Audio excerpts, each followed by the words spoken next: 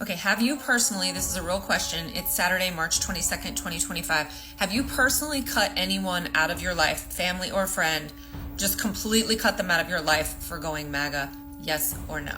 Hi everyone. The elections are over, but people are still really upset. Some family and friends are no longer talking to each other anymore because they don't agree. So we'll be seeing stories from people who stop talking to someone they care about. Because who else is going to make them feel as stupid as they are? Who? Being a menace is life-giving, okay? It fills my soul with an eye-rolling joy rivaled by only one thing, okay? As a straight white female, I am just privileged enough to be extremely problematic. I am becoming a professional instigator. I honestly didn't know that ruining their Marmalade Messiah fanfiction would be this fun. If they want to worship a little fat man into pins, then I'm going to grab them by the wampus ween, and the more they squirm, the harder I'm going to squeeze. If they're not red in the face defending their 80-year-old Cheeto man, then I'm not working hard enough. I'm not here to make warm family memories. I'm here to make them feel as uncomfortable as they've been making others feel for the last 8 years. I'm not ruining the holidays. I'm just fact-checking their MAGA fantasies and calling out their wild hypocrisies. Every time they quote Fox News, I choose violence. I might as well feed my cold, dark heart with their discomfort and shock. Their cognitive dissonance is my love language. Their discomfort is foreplay, and I haven't finished yet. I'm still mad. But what's making me happy right now is seeing the MAGA lovers lose it. They're losing it because we are taking back our friendship. And that includes family as well. Not only are they losing the emotional support system that we usually provide, but they're losing the financial support system too. That to me is unreal. And I'm going to continue on the trajectory because honestly, we offer a lot. Being liberal means that we're caring, we're bleeding hearts, right? We really want to know how you're doing. We bring in intellectual conversations. We are highly intelligent. We are like so bright and vibrant, lots of joy. And you're going to lose that because have you been around a bunch of MAGAs? Yeah, I have. And well, they're just not my cup of tea. This is the same reason why you guys have difficulty in dating. This is the same reason why Republican men in Washington, D.C. is saying we can't find it. We're afraid to tell people my political party that I voted for Trump. That's going to continue to be an issue.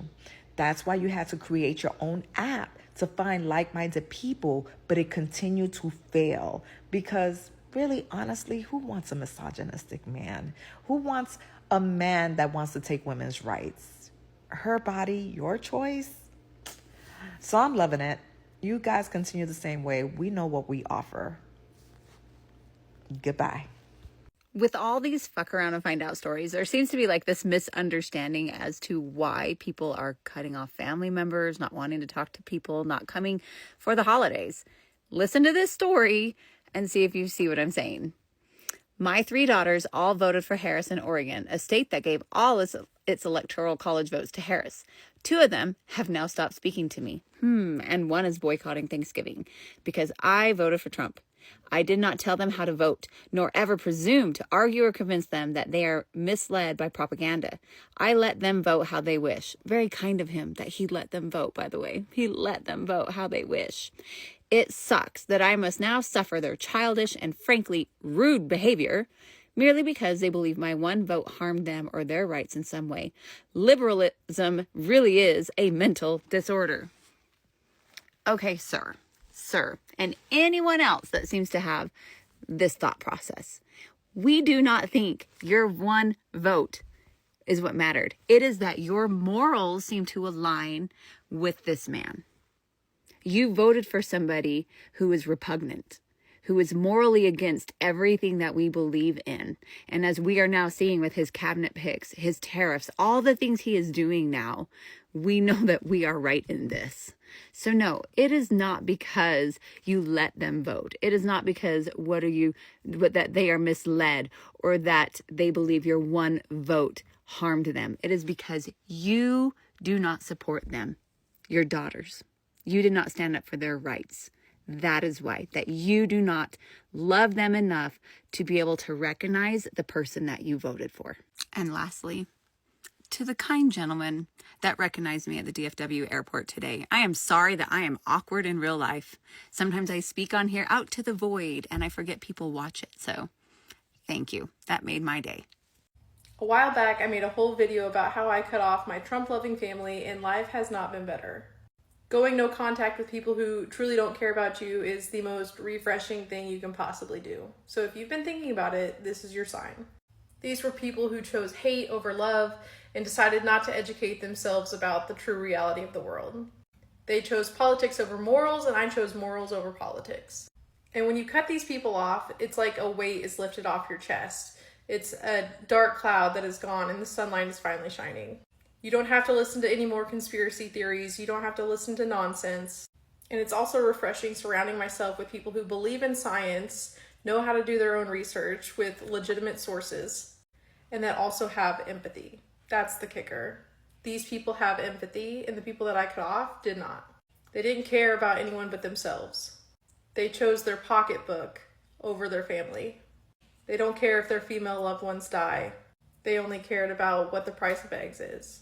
This is an open letter to MAGA, ex-friends and family members. You say that you can't understand why we won't talk to you anymore. You claim that you truly want to understand why we don't respond to your calls and texts anymore. You don't seem to understand or even care that you inflicted pain on the parts of society that aren't exactly like you. Most of us begged you not to go down that path, but you chose to do it anyway. But now you don't understand. Now you feel like that you're being victimized in some way. It's not that we hate you. We just now understand that we are grossly incompatible.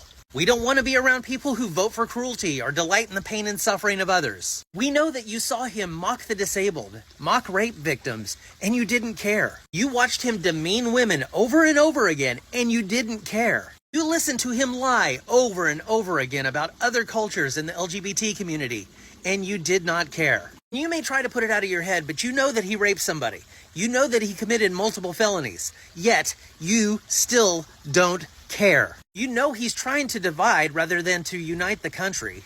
He never tried to reach across the aisle. He demonized us, called us the enemy within, and your side just openly cheered for that. Anyone who supports him is either incredibly cruel or tragically stupid, or a combination of the two.